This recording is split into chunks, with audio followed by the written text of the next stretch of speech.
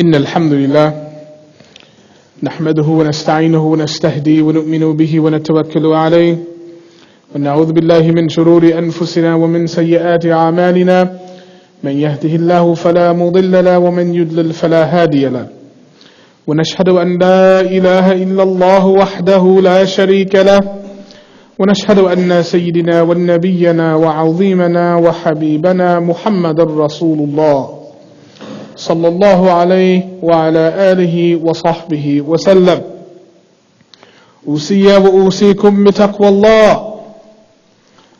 قال تعالى أعوذ بالله من الشيطان الرجيم بسم الله الرحمن الرحيم يزكيهم يعلمهم الكتاب والحكمة. وقال النبي صلى الله عليه وسلم إنما بعثت لأتمم مكارم الأخلاق. أما بعد, there was a young man that I met this past weekend. I was in a conversation with a brother. It's myself and two other brothers, and a gentleman from the distance who we did not know came up to we were standing in the lobby of a hotel talking about something after Fajr, and this brother comes up. And his external features, his external presentation was not the first thing that you would expect from a Muslim. He had tattoos all over his neck, on his upper body, all on his arms, around his ears and everything. He was dressed modestly, but still a bit shabby, and I don't mean that in a disrespectful term. I just mean he was not kept in the way that we would expect or we would assume someone to be kept if they're in a hotel attending a conference. And so he came up to us and he said, brothers, assalamu alaikum, like that. He said, may I join you? I hear you talking about Islam, may I join you? Myself and the other two brothers, we looked at him with a bit of mild suspicion, wondering, we didn't know who he was, where he had come from. We had never even seen him before. He was bald and a little shorter than me, of Latino background. And I said, yes, of course you may join us. Tell us your name, where are you from? He mentioned his name and mentioned that he had been incarcerated. And he had recently been released, and he had become Muslim in January. I said, welcome to Islam. And he said, I just want to ask you a question. He said, I'm from New Brunswick, I'm from New Jersey. He said, I want to ask a question. Can I recite the Fatiha, the prayer, or he didn't say Fatiha, he said, may I recite the prayer in English? And I said, no, you're not allowed to recite it in English, but what you may do is sit with a teacher, and they may in the very beginning write down the words of the Fatiha in English for you. So in Bismillah you write B-I-S, etc. Take a few days and pray with the piece of paper, learn it, go to the community and learn and practice with the piece of paper, read, etc. Do the best you can. But we may not perform the prayer in a different language. And he said, but I cannot read. At first it didn't click with me.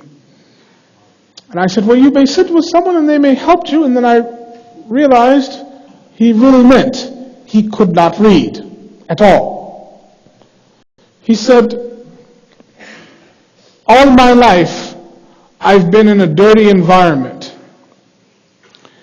And the only skill I have, the only thing I know how to do is count money. He said, I can count 5s and 10s and 20s and 50s and 100s. And he said, all I do is count money, that's all I know how to do. He said, and my entire life, I've been counting bad money. And I've been working with bad money. Those are his words. And he said, I've lived a bad life and I've lived a dirty life, he said. And I ended up in a bad and a dirty place, he said, because of my involvement with bad and dirty money.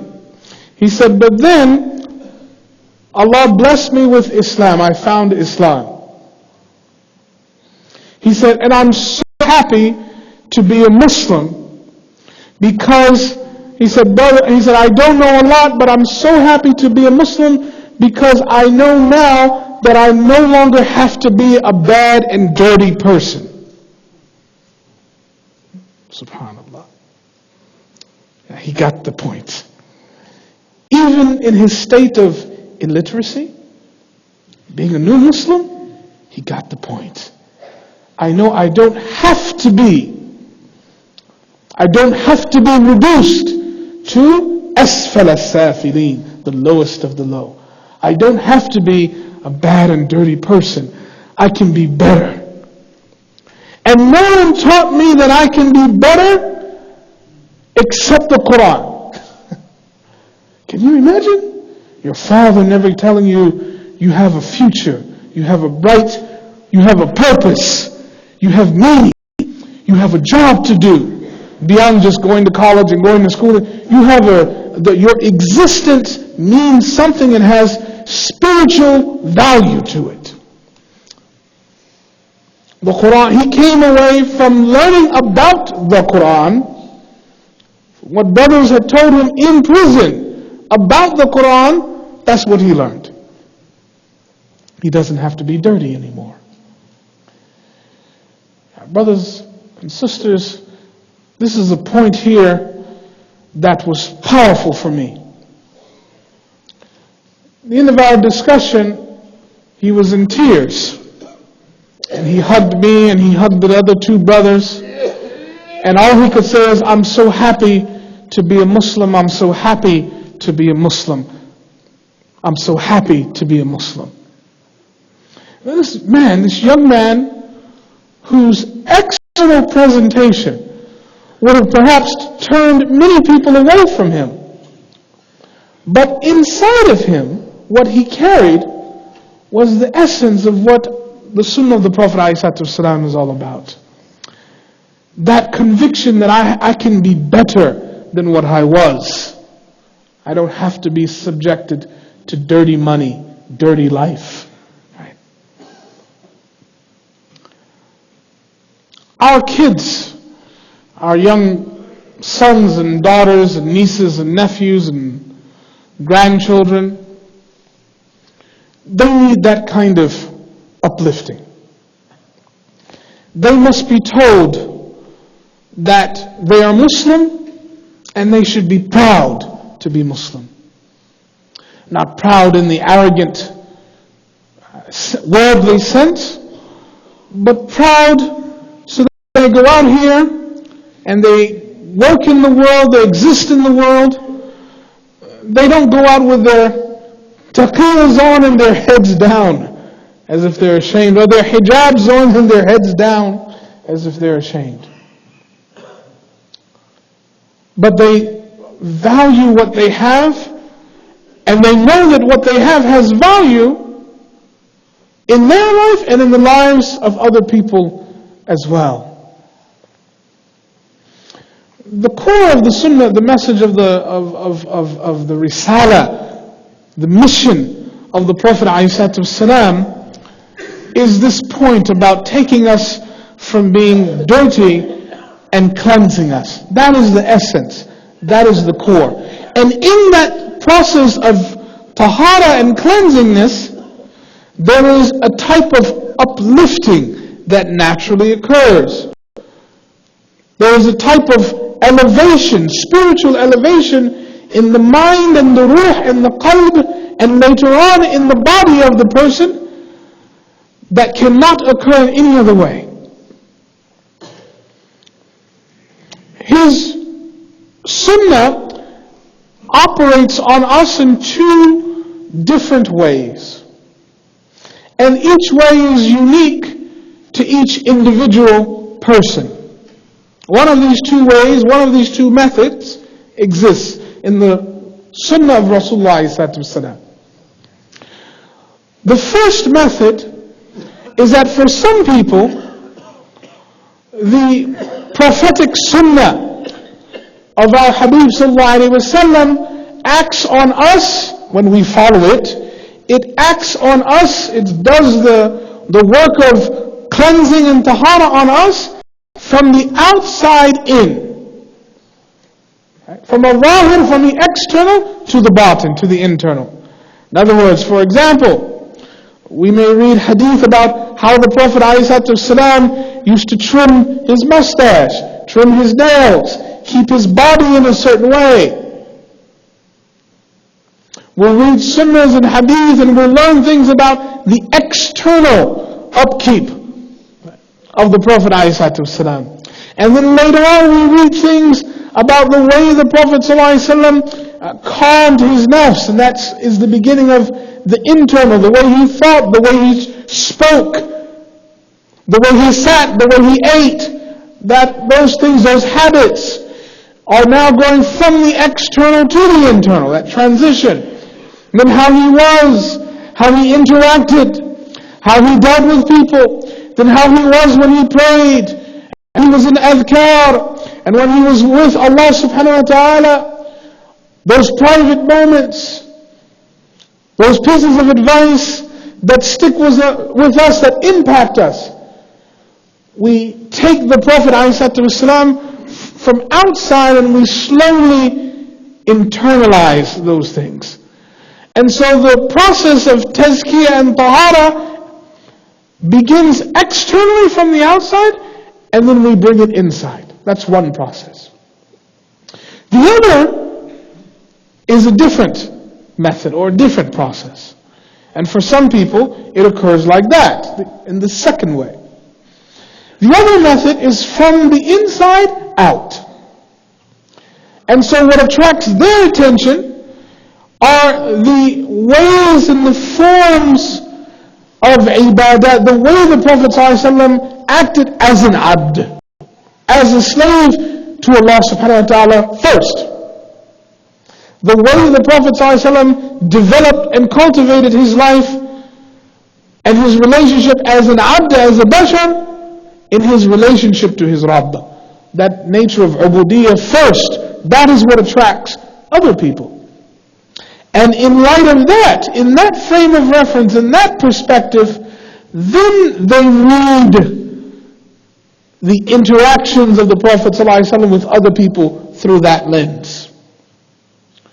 And so if one lens is reading the lifestyle and the seerah and the habits and the sunnah of the Prophet ﷺ, reading it from an interpersonal relationship first, in other words, the adab and the akhlaq and the habits and the dealings that the Prophet ﷺ had with people first, and then through that external lens, insight is given as to how the Prophet ﷺ was with his Rabb second. So you go from the public to the private, or from the interpersonal relationships to the relationships with Allah subhanahu wa ta'ala. That is one manner, one method.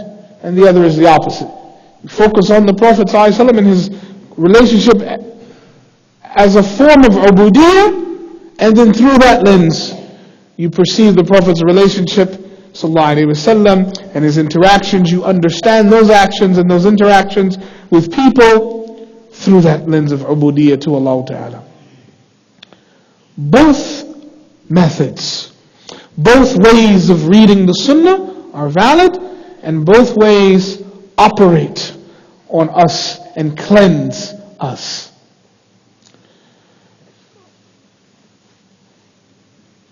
What we have to understand, what we take home from this, is that that part of the ayah in the Quran where Allah Ta'ala informs the Prophet ﷺ that his job, the core of his mission with us, the core of his teachings to us is لِيُزَكِّيهِمْ, to clean them, to purify them, to rid them, meaning us, of the muck, of the dirt, of the stench of worldly attachments, worldly actions, worldly behaviors, to sanitize us, to deodorize us, to cleanse us, to scrub us from our norms and our worldly habits, and to raise us above that lowly status, to remind us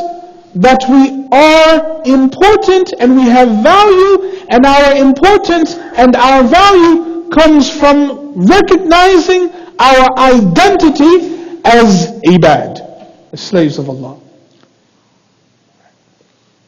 When they presented an alternative to the Prophet ﷺ, Ya Rasulullah, why don't you sleep like this? Why don't you sleep on these comfortable things like that? Why don't you sit in this manner?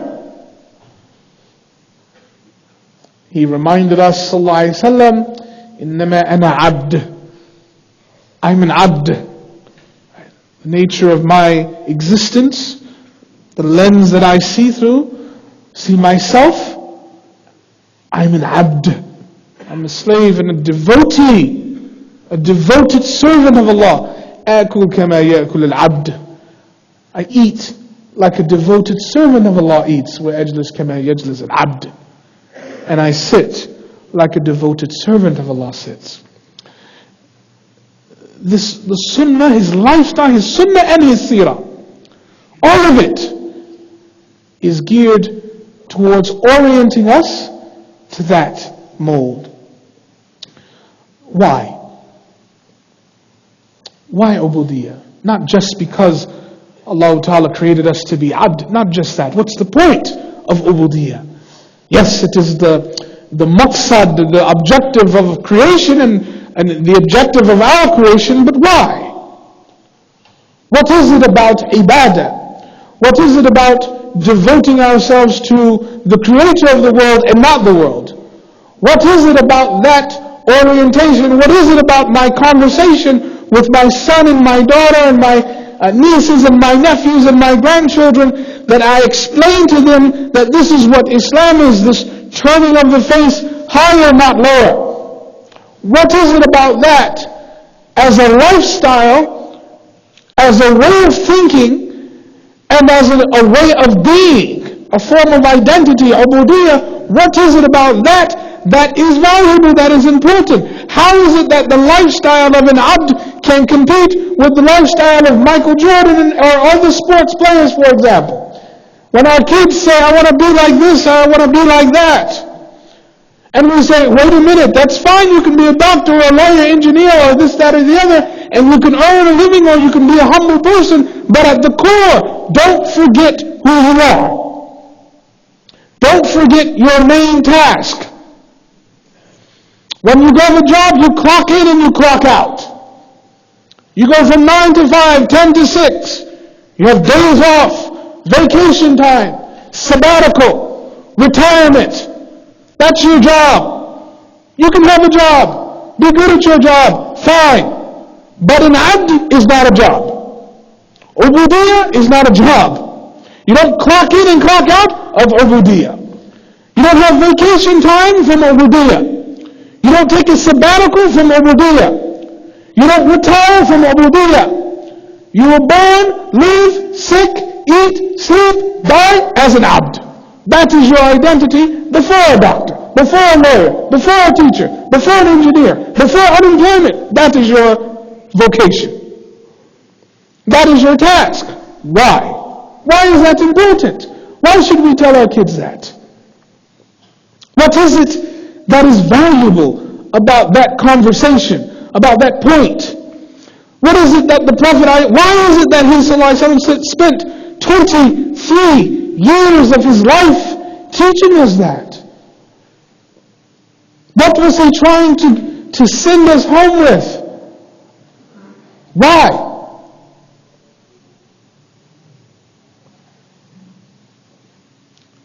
وَعْبُدْ رَبَّكَ, Allah Ta'ala says. Do ibadah to your Rabb. Be devoted to your Rabb. حَتَّى يَأْتِيَكَ الْيَقِينَ. Until yaqeen, certainty, comes to you. This is a powerful ayah. وَعْبُدْ رَبَّكَ. Become an abd, worship, devote yourself to your Rabb. First of all, devote yourself. Right? Attach yourself to your Rabb. You can have connections with the world, but don't become attached to the world. Don't become devoted to the world. وَعْبُدْ رَبَّكَ. That's an amr. It's a command. Devote yourself to your Rabb. Not once, not twice, not 3 times. حَتَّى. Until يَأْتِيَكَ الْيَقِينَ. Until certainty comes to you. What is the meaning there? Our ulama, our scholars explain that normally in the Arabic language, the word hatta means until. You do something, hatta, until. You're driving on the street, you come to Spring Creek, you drive all the way, hatta, until Spring Creek, and you take a right. In other words, hatta becomes the meaning of ghaya, the end of something. You do this till I tell you to stop. Hatta. But here in the ayah, it's not the meaning. وَعْبُدْ رَبَّكَ. Worship and devote yourself to your Rabb. Hatta. Not until. Allah does not mean that yaqeen has entered the heart. Certainty is not there yet. It doesn't even mean that true iman, haqiqatul iman, has entered the heart. Faith and certainty in its external form has entered, but not in its internal significance. It takes progress, takes work, it takes time to achieve certainty of faith. And that is why the Sahabas were one way in the beginning of the Risala, and they were completely different at the end of the life of Rasulullah. Their yaqeen was different. Their level of iman was different. And so there is a stage, there are levels, there are developments in our strength and faith. The stronger our iman is, the stronger our yaqeen is, the more that we are polished, the clearer we become. The better an abd we are. Those things act on each other. And so the more devoted to the sunnah of the Prophet ﷺ we are, the more cleansed we become, the more our yaqeen increases. Then the more sunnahs we will practice, then the more cleansed we will become, then the more our iman increases. And there is this cycle of operation, this cycle of cleansing, this cycle of scrubbing. That the more we practice externally, the more internally we are affected, the more spiritually we are devoted, the more externally we want to practice. Then the more internally we are devoted, then the more spiritually we become increased and we gain certainty, and that occurs over time and over progress. And similarly, the opposite happening is true. The more we are attached to that world, the more that we love that world instead of loving the maker of this world. The more externally we function out here, the more of those sunnahs out there that we practice, the more values we will be influenced by, the more spiritually deprived, and our yaqeen will decrease and decrease and decrease. And so the point of ubudiyyah is to increase our certainty in our objective, our identity as ibad and in worshipping Allah Ta'ala. The more certainty we have, the more cleansed our qulub will be. And then the more we want to act even more on that. And thus, the following of the Prophet ﷺ was commanded for that reason, to cleanse us. To cleanse us. Now notice in the cleansing process, and we'll end here inshallah ta'ala, because there's a part 2 to this and a part 3 as well. In the cleansing process, for example, if you work hard outside and it's a hot day, you come home, you're sweaty, you're dirty, and you have an appointment in the evening to go someplace very special, to meet, a king or a ruler. But you're home from work and your clothes are dirty, you don't feel clean, you're sweaty and everything, so you have to cleanse yourself from the world, from working in the world. So what do? You take a shower. You take a shower. The purpose of the shower is what? To remove all of the dirt, filth, the muck, wash yourself. Right? It would be pointless to come in the house from work with sweat and dirt, take your clothes off and then put your suit on top of that. We don't put our suits, our nice clothes on top of our sweat and our dirt, because then that adornment, that decoration, then becomes tainted by that muck, that dirt. So that dirt, before we adorn ourselves, we must remove. We must exit and eliminate the filth so that we can adorn ourselves. You see, the first part of the sunnah of the Prophet ﷺ is like that. That first part, that external part, those external sunnahs that the Prophet ﷺ left for us, how to eat, how to sleep, how to do this, those external forms, right? How to brush our teeth, use miswak, going into the bathroom, coming out of the bathroom, how to give sadaqah. Those forms are there to scrub us, to cleanse us, to shower us, to take that muck of the world away. Because the world will teach you, yes, give charity, but give with your left hand. Or give with your right hand, doesn't matter how you give. Or give with your foot. Or give with someone else. Or give and then yell at the person, why don't you have a job? Here, take this 20 and don't let me ever see you again. The world will also tell you to act. But the way the world tells you to act, if you follow that, if I follow that, we become stained by it. Become smelly, dirty. And so the sunnah of the Prophet ﷺ is to cleanse us from that. Acting like the world. So that's where we get those forms about how the Prophet ﷺ used to do this and do that. And you read, well, why is this important? Why did the Sahabas leave us information about which ring the Prophet put on his finger? It's because everything is about reorienting us from being like the world, following that way. And so the first thing we need to take home, inshallah ta'ala, is that we look at the sunnah first as a cleansing agent. He's cleansing us, sallallahu alayhi wa sallam, from the world. That's the first level. That's why we teach our kids, go in with your left foot, give sadaqah like this, call the adhan like that, eat like this, eat with your right hand. That's why we teach our kids that. We're teaching them to wash before we teach them to put on new clothes. There's a part 2 and a part 3 to this, inshallah ta'ala. If Allah ta'ala gives us tawfiq, next week, inshallah, we will talk about the next level of the sunnah of the Prophet ﷺ and how we should understand it, how we must practice it and pass it on to those that we love, those that are around us, so that we may achieve yaqeen in our role as ibad of Ar-Rahman and Ar-Rahim. Birahmatika ya arhamar rahimin.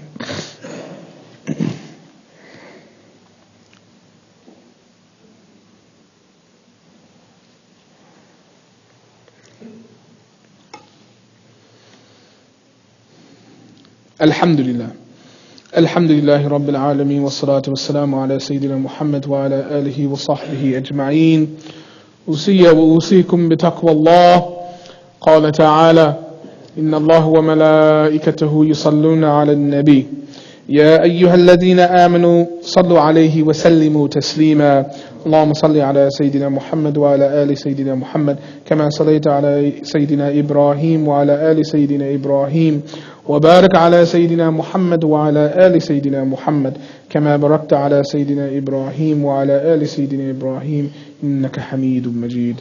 اللهم اهدنا فيمن هديت، وعافنا فيمن عافيت، وتولنا فيمن توليت، وبارك لنا فيما أعطيت، وقنا شر ما قضيت، إنك تقضي ولا يقضى عليك، إنه لا يذل من واليت ولا يعز من عاديت، تباركت ربنا وتعاليت، فلك الحمد على ما قضيت. نستغفرك ونتوب إليك، نستغفرك ونتوب إليك، نستغفرك ونتوب إليك. وصلى الله على سيدنا محمد وعلى آله وصحبه وسلم. عباد الله، اتقوا الله، إن الله يأمر بالعدل والإحسان وإيتاء ذي القربى وينهى عن الفحشاء والمنكر والبغي يعظكم لعلكم تذكرون. أقيموا الصلاة.